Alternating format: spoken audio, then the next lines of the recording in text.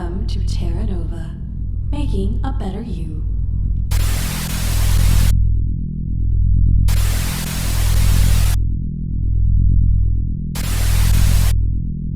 What is Terra Nova? And more importantly, what is it hiding? To answer that question, we're going to have to go back to the beginning. Project Earth is an ARG and web series created by Barry Saga back in early 2023, a series that seems strikingly similar to something you'd see off of BuzzFeed in the very beginning. It's funny, witty, charming, and dare I say it, a little cringe. But the more you watch, the more reality unravels, spinning into several mind-bending rabbit holes that reveal that this series is hiding a lot more beneath its surface. At its core, Project Earth is an existential tale about interdimensional travel, glitches in reality, and a guy named Greg having a midlife crisis. And yes, the last part is what sold me. Maybe it's because I'm a little unsettled, sure. Or maybe it's because I see a little bit of myself in him. Before we delve into that, though, I want to share another experience with you guys that deeply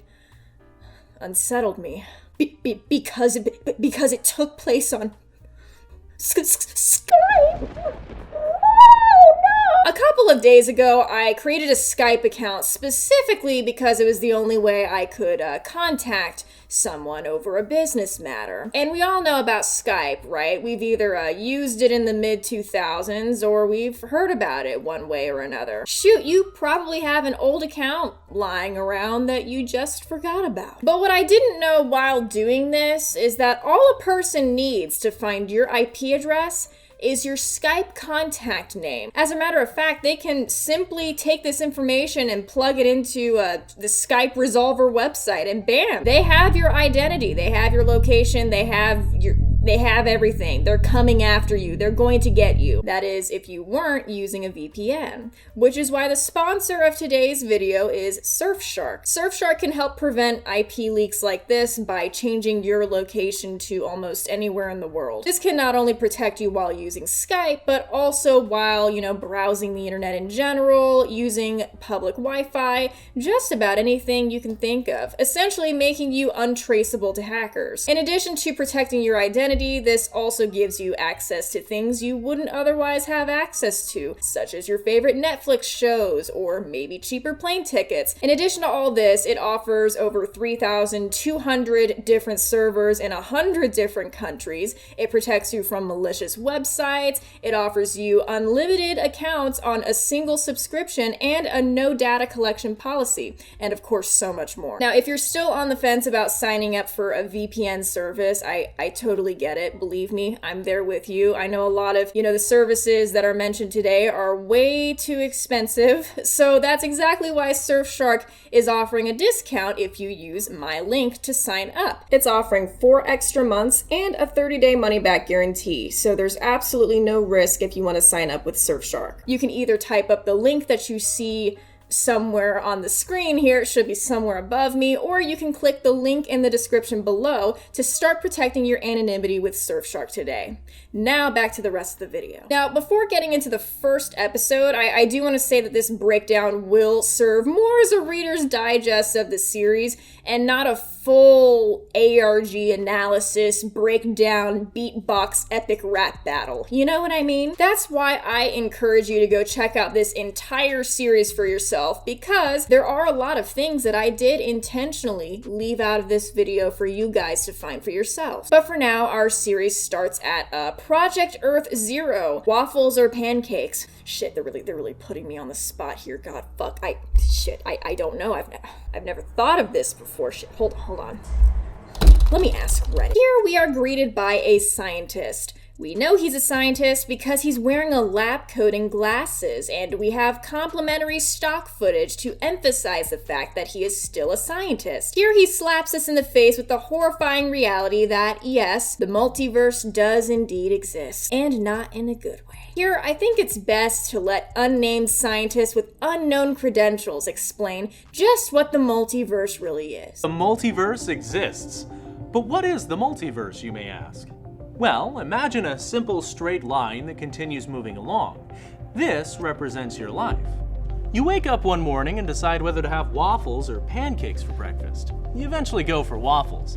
By making that decision, our main line continues moving along, but a completely new one can be seen branching off.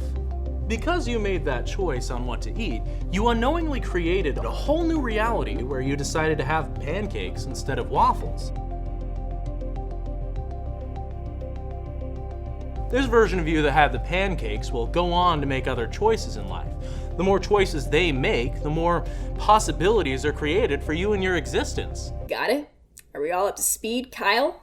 You writing this down? If you linger around for the outro of this video, you can actually hear the scientist ask, what are you going to do to him? Pivoting away from the YouTube channel for a bit, if you click the link down below in the description, it takes you to Terra Nova's website, revealing interesting tidbits of lore. Let's have a look at what other people think about Terra Nova. Dr. J. Smith. It's all just a bit of wibbly-wobbly, timey-wimey stuff. Dr. E. Kips. My family are very alive and well. Thank you, Terra Nova. Dr. R. Dune. We are entering the next stage of human evolution. Terra Nova's on the front line, leading the charge. Dr. R. Brown. Terra Nova is a new kind of beast. They're creating things beyond my comprehension. Dr. Y. Johnson. I will never forget where I was the day I discovered Terra Nova. Neither will you. Gary from next door. Please stop asking what I think of Terra Nova. I just want to live my life. Soupy soup. Every time I look into the eyes of Ronald McDonald, I become increasingly more aware of my own demise. Not even our forgotten gods could outrun death.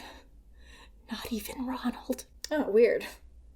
Wonder who put that one there. And lastly, there is also a blog portion on the website, which we'll be getting into later on in the video. The main character of the series, known as Greg Sellers, is introduced in episode 2. He is instructed to take a remote and play out a video on the TV sitting across from him. This abomination of God quite rudely describes Greg as a very ordinary and boring person who hasn't accomplished much of anything in life, apart from scoring a 9-to-5 and getting married and having a family. If you can even afford to live at all, then goddammit, that's more than enough of an achievement. Something you'd never be capable of, quite frankly, Egbert. So you can shut your hole.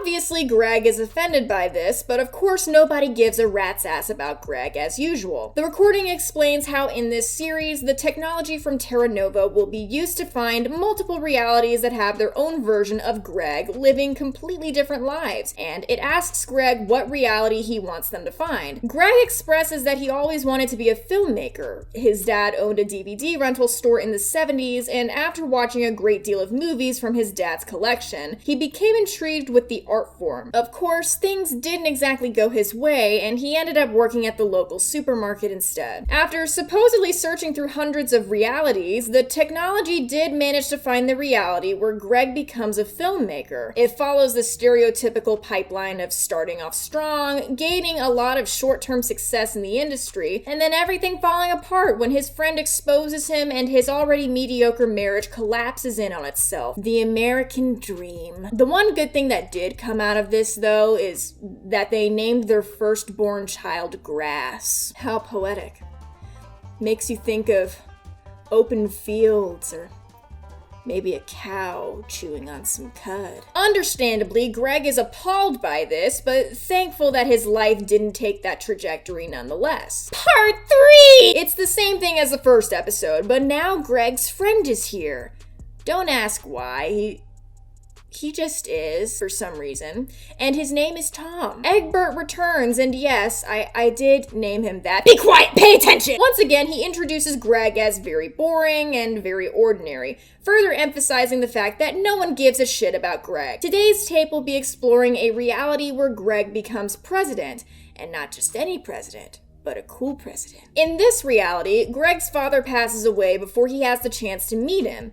Indeed, his father was rather suspiciously unalive in a car accident. If you pay close attention to the newspaper clipping here, you'll notice that it appeared his brakes were tampered with, and that he suddenly left on a trip for seemingly no reason. So it's implied that foul play was definitely involved here. More on that later. So he is then raised by his mother, who instills in him an interest in politics, which is all it takes for someone to become president. Of course, everyone knows this. After attending college at just 14 and becoming the youngest mayor in the city of Rose Lake, he became so well liked that they lowered the age to run for president. I'm sorry, but this picture right here, I don't know how to explain it, but this represents everything I aspire to be. As you can see, Tom here obviously becomes vice president, during which the US government discovers that aliens are real. Tom actually ends up marrying one of them and has a lizard baby named Zorak, the masculine desire to copulate with eldritch horrors beyond our human comprehension. Episode 4 begins, and we are finally introduced to Greg's wife, Chrissy. Everything starts off normally until,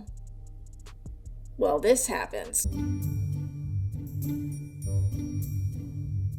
Meet Greg Sellers, an ordinary, average, boring man. If you slow down that part just a little, you might have noticed that at one point there is a picture of Greg in a lab coat, the scientist from the introductory video, and Greg as an astronaut. This gets elaborated on a bit later, but there is a reason why some of these images are being shown. The tape shown describes a reality where instead of veering away from Chrissy's apparent ghost hunting passion, Greg develops an interest in it. Together, they start a very successful ghost hunting show where they discover irrefutable evidence that ghosts are real. Now, I would like to say it ends there, but no! No, it fucking doesn't. The footage glitches once more, and here we can see an abstract shrine of an egg in the middle of the desert. The camera slowly approaches the egg, and we can see it slowly starting to fracture, and even turns into a beating heart at one point. Before we know it, the egg fully cracks open, spilling out a mysterious red liquid. I wonder what it could be. Must be Kool-Aid. At a certain point, reversed audio plays, which when unreversed says, "The multiverse is collapsing." Couldn't be clearer than that. Jesus, right on the nose. There are also several more cryptic images that flash momentarily on the screen here, such as Tom turning into a puddle of goo, a classic, entries from a computer console, and Greg standing in a vast chasm with an unknown man, a potential love interest perhaps? Well, we'll have to wait and see as the plot thickens. Returning to the tape, it is revealed that in the early 2000s, a scientific article discovered that ghosts might not actually be ghosts, but interdimensional travelers from other dimensions, and that it must be studied further as this could lead to the collapse of the multiverse as we know it. The next part of the series is ominously titled Run, Greg, and I know for certain that Greg did in fact not run. Here it seems that Greg is very unwell. He expresses that he's dealing with a terrible migraine and no amount of medication will help. The intro sequence begins, but something is off. Notice how the black screen appears to be fracturing, and of course the message appears again, Run, Greg. Instead of Egbert telling Greg how much of a piece of shit he is, he addresses him as an impeccable, fabulous man. Greg takes note of this, but when he brings it to the crew's attention, he is met with silence. This aggravates Greg, and he asks why no one is giving him any direction. He is met with silence once more until finally someone from behind the camera says, "Watch the video." The tape continues to play. In this universe, both of Greg's parents pass away and he is left an orphan, raised and neglected by his uncle. He is sent to a boarding school, and before the tape can continue, Greg's migraine worsens. Now I really relate to this guy. Someone get him a BC powder already, jeez. The camera pans over to the TV, which is now glitching. and muffled voices start to come in through the static. Here, if you listen very closely, you can faintly hear someone say, "Run." Greg, being the corn on the cob that he is, doesn't notice and seems to be losing track of time. He dazedly asks how long he's been there, but no answer is given as usual. He opts to continue watching the tape anyway, where he learns that through his love for reading space-themed books, the AU version of him develops a passion for the cosmos and becomes an astronaut. Remember that little astronaut picture that was shown earlier? You see, that's a callback. It's called foreshadow. In 1995, the space hub, the NASA space headquarters, whatever the fuck you call it, it receives a signal from Greg out there in space. Something is wrong. He's detected something unusual on the spacecraft's cameras and is sending over a broadcast of the footage. This is what happens next.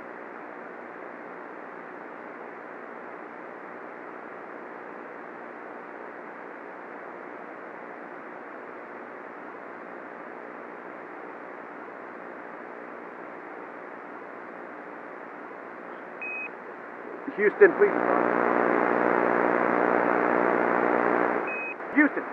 Houston, please.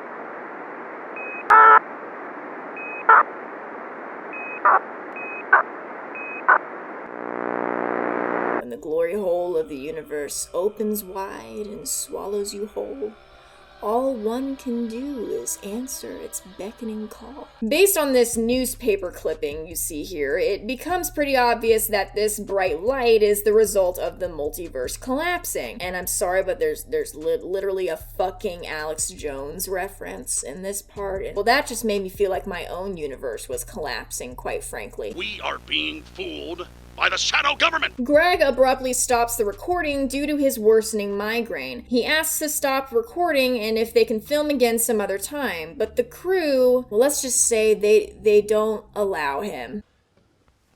Greg, sit back down. Excuse me? Sit down. Dude, we can sort this out another time, all right? Get off me!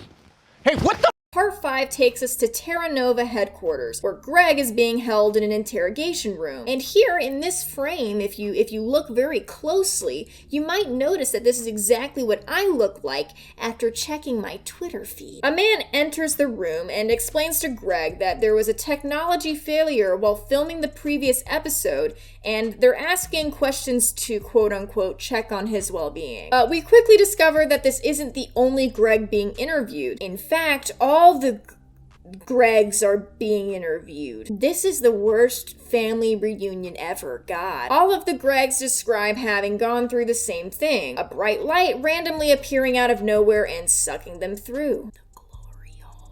An interference occurs and the footage is hijacked by scientist Greg. You remember that picture of Greg in the lab coat? That's a callback, guys. Reality. We're going to talk about the multiverse. Hi, I'm Greg. But not the Greg you're used to. Your Greg is apparently locked up somewhere. Do you remember Earth 3.0, the one where Greg was the president of the United States? Well, I'm a reality branched off from that reality. So I guess you could say I'm from Earth 3.5. I lost my father in that car accident, became a wonder kid. Instead of taking on politics, I became more fascinated with science. I became the first person in my reality to discover the ability to travel through the multiverse. I came across your multiverse and realized you were doing something far more dangerous. Terra Nova is not finding these realities. They are creating them, shaping them any way you want just for your entertainment. They killed my father. There was no car accident. They caused it. There was no movie producer that night at the cinema that led to me, Greg, becoming a famous movie maker. Don't you think it's a tad bit coincidental how these worlds are formed? Terra Nova is shaping this, causing this, pulling the strings and making us Gregs their goddamn puppets. And the biggest problem is they are using this technology carelessly. The entire multiverse is collapsing in on itself because they aren't using it correctly.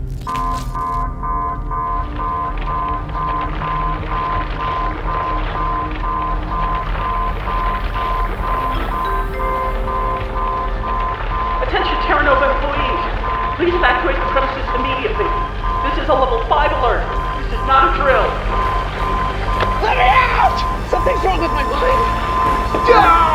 Keep it down out there.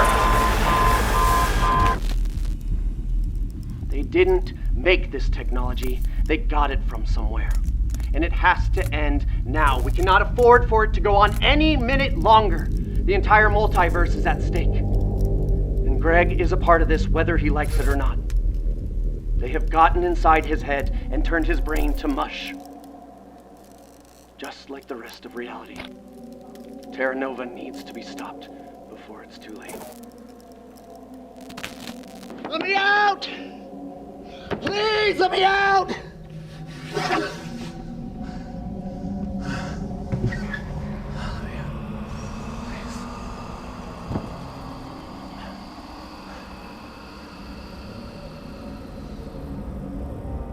And now, Greg is trapped in the Burger King restroom, left to his own devices. A true American horror story. It's episode 6, and yeah, I checked. Greg is still stuck in the Burger King restroom, and not a single BC powder in sight. Greg understandably starts to panic, running around in circles like a little baby, until a voice calls out to him from the void.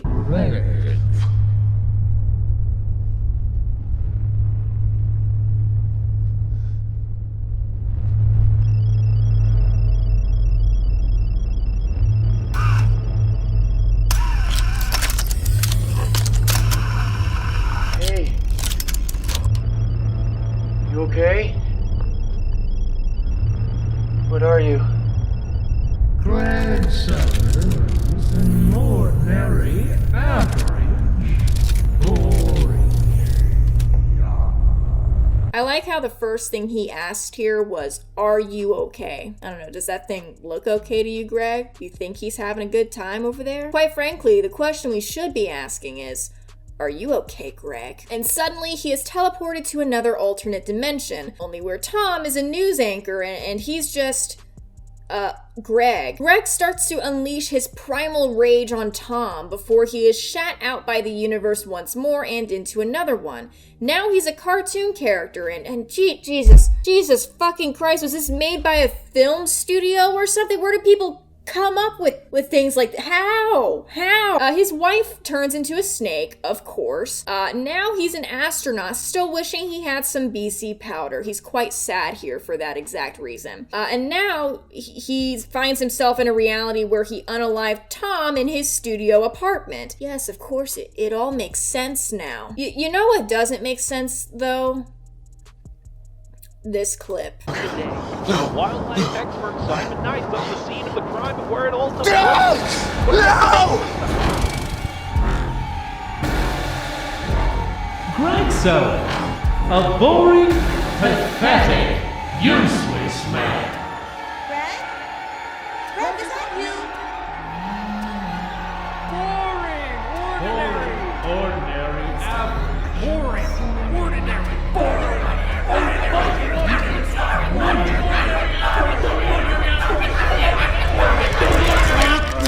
All right, that's enough of that.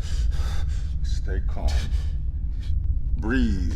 Who the fuck is this? Who let him into the Burger King bathroom? Well, we've actually seen a little bit of this guy before. In episode 4, the image that flashes on the screen is actually of him and Greg first combining their powers. He essentially tells Greg that the multiverse collapsing in on itself all ties back to him somehow, and that they are both currently on a rogue branch outside of the existing universe. But apparently, that isn't all. This guy actually has something to do with the technology used to cause this, and he believes he can help correct everything. Greg's like, yeah, sounds fun. Hey, who the fuck are you? And the other guy just says, I'm just a little alien from another dimension. You wouldn't understand. My people they're evil, but for some reason, I'm not. No, I don't want to elaborate now. Come with me, you little shit. And now you want to know what happens next?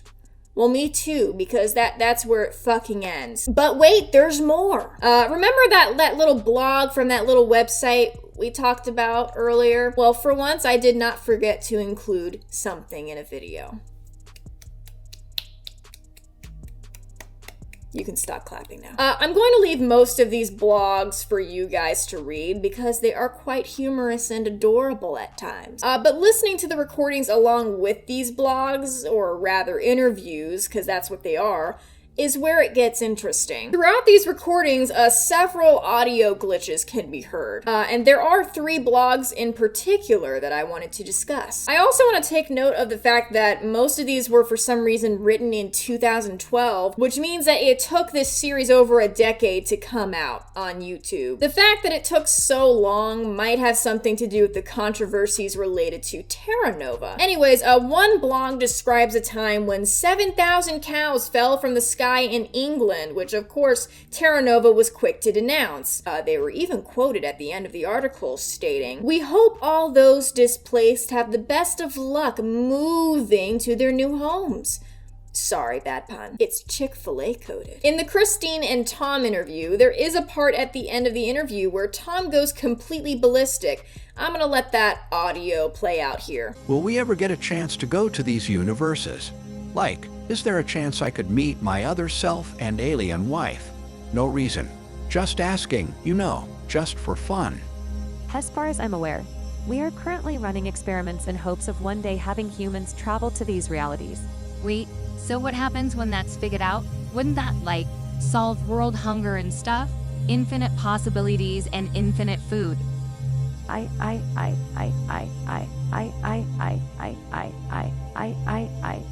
would they do that? There's no financial profit in that. The people running this place are just the same as any other conglomerate. It's just a bunch of rich dudes who can afford food for their families and don't even think twice about the little guy unless it's keeping them down. Oh Lord, Tom, you're getting political again.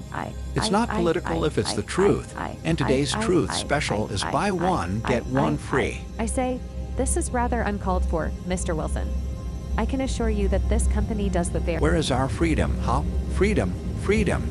Where's our financial stability? Do we have to create an uprising and fight against the upper class? Tear down the institutions we also pretend are working, or shall we let AI do the job for us? Unfortunately, we had to cut the interview short and escort Thomas Wilson and Christine Sellers off the premises. They will not be returning for future interviews, but I'm sure once we have Greg awake and healthy, he can give us more details / insights on future episodes to come. I don't know about you guys, but I think Tom was getting a little too real there.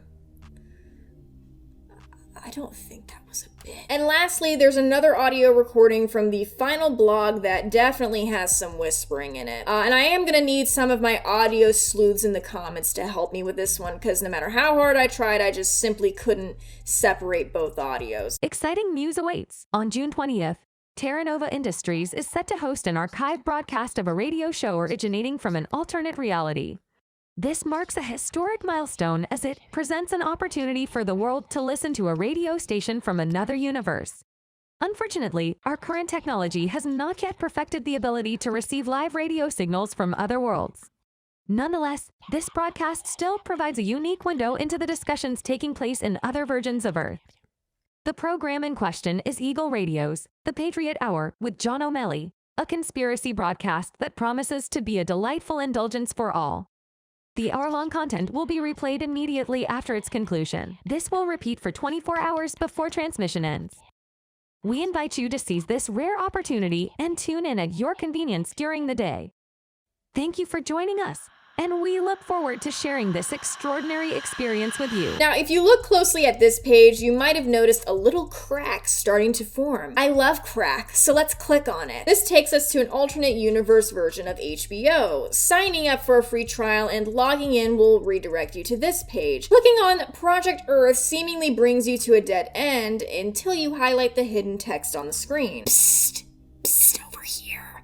Hi, so you're trying to get into the website too, huh? Yeah, seems like Terra Nova did something really bad. Doing something bad is not cool. Sucks these guys are trying to gatekeep it all. Luckily for us, I have a backdoor entry that lets us go back in time before the site got locked. Shall we take a look? I got a little button around here somewhere. Well, I couldn't find said button here, but holding down on left click and dragging across the screen does reveal a hidden image, and I couldn't figure out what to do with this one. Heading back to the HBO page and scrolling down to the bottom reveals a hidden link, which takes you to a slightly altered version of the Terra Nova homepage, where a fissure has formed. Clicking on this fissure will take you to a terminal page where typing in various commands will reveal different tidbits about the company. I'll leave the rest of that up to you guys to explore. And lastly, if you go over to the contact page on the homepage of the main website, another fissure will take you to a rotary phone. Typing in specific numbers will reveal hidden audio cues, and let's just say Barry's other web series called Locked Below might just contain some of those hidden numbers, but you didn't hear it from little old me. And that's about all the time we have here to review this series. Now, let me give my 2 cents on this marvelous work of art. In terms of style, this honestly reminded me a lot of either Omega Mart or Blue Horizons, just in terms of its surrealist approach to humor and at times analog horror, and I'm just a sucker for that, let me tell you. It saddens me so much that this series, in my opinion, has not gotten the attention it deserves. Like, why don't they have over 100,000 subscribers at this point? Jesus Christ. Because while I genuinely did believe that this was made by some sort of TV company, after going back and reviewing the end credits, I'm pretty sure this is something that Barry and a small team of people just pulled together themselves, which is fucking incredible, to be honest with you, like, genuinely. While I don't think this series goes too deep with its overall